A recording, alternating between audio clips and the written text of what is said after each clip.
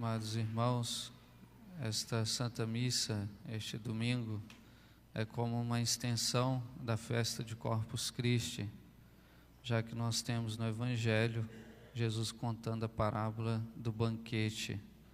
O banquete, nós sabemos para nós, que é justamente a Santa Missa, a Sagrada Comunhão, a Eucaristia. E nós precisamos desse banquete. Nós precisamos aceitar esse convite de Jesus para que possamos participar sempre mais, com mais fé e confiança, da Santa Missa, da Sagrada Eucaristia, da Sagrada Comunhão. Queria destacar um ponto no Evangelho, porque nós somos esses pobres. O pai de família chama depois os pobres, aquelas pessoas, os doentes. Jesus, claro, estava falando essa parábola para os fariseus, aqueles que rejeitaram a sua presença, talvez pela soberba e outras coisas. Por isso que depois o pai de família vai chamando todo mundo. Claro que a salvação em primeiro lugar cairia sobre os judeus, mas eles rejeitaram essa salvação. E depois no Evangelho esse pai de família chama lá então os pobres, os miseráveis, os doentes, os cegos, os coxos. E nós, amados irmãos, com muita humildade a gente reconhece, nós somos esses pobres, nós somos essas pessoas também doentes.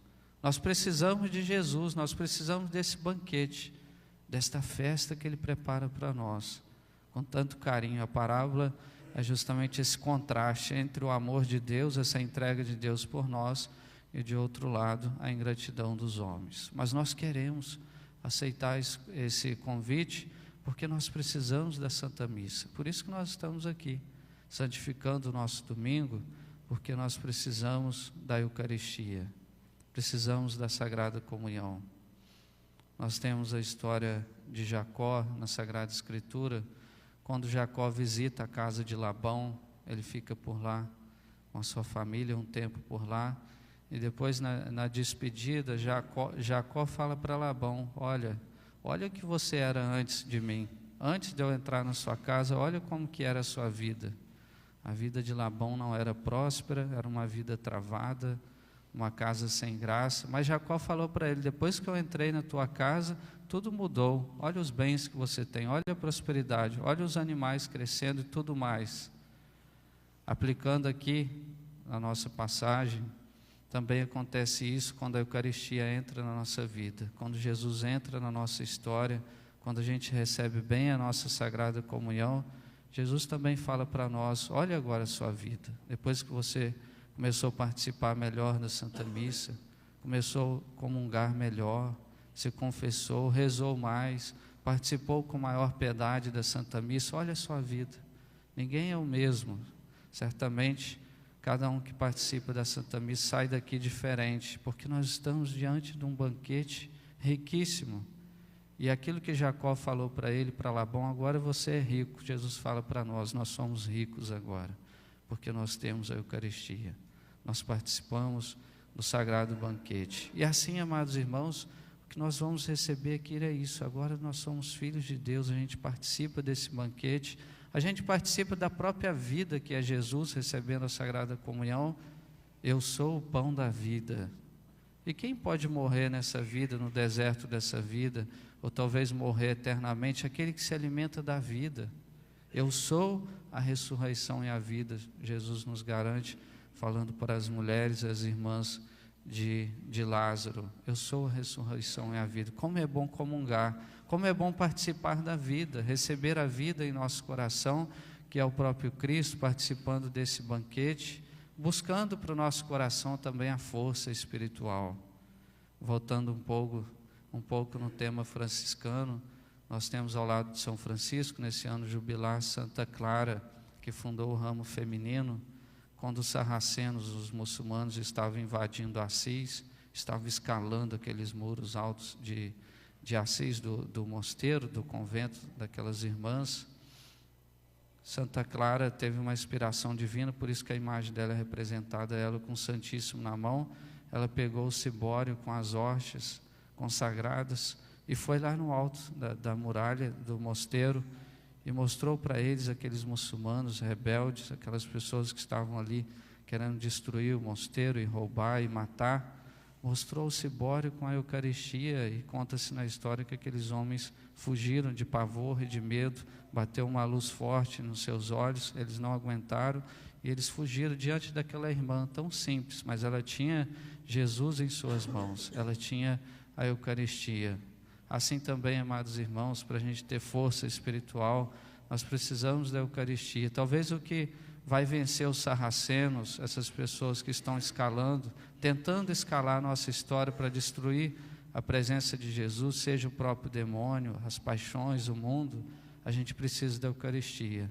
Talvez para destruir os nossos inimigos, seja uma missa bem participada, uma comunhão bem recebida, uma oração bem feita diante do sacrário, da presença real de Jesus.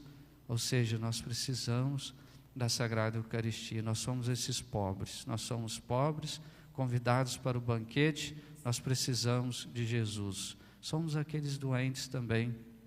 Aqui, é claro, espiritualmente, Jesus está falando para os pobres na alma, os doentes na alma. Nós precisamos, talvez, quantas doenças vão aparecendo na nossa alma, na nossa vida espiritual.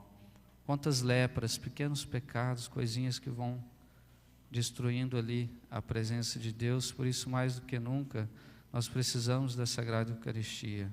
Hoje cedo eu contava uma lenda, mas que cabe aqui, talvez adaptando ao nosso contexto, uma história tradicional, uma lenda. Conta-se que a Sagrada Família, quando São José e Nossa Senhora, eles fugiram para o Egito, e lá no deserto, teve um dia que apanharam, foram pegos de surpresa, não de surpresa, mas veio à noite e não tinha um lugar ali totalmente adequado para ficar, mas eles encontraram uma espelunca, uma espécie de casinha dos ladrões ali do deserto, que tinha muito aqueles grupos dos ladrões ali no deserto, naquela travessia.